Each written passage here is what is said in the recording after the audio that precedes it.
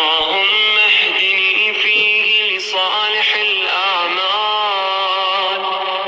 واقض لي فيه الحوائج والآمال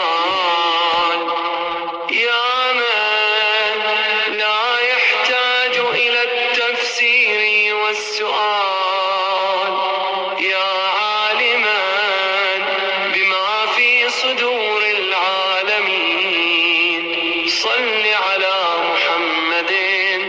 وآله الطاهرين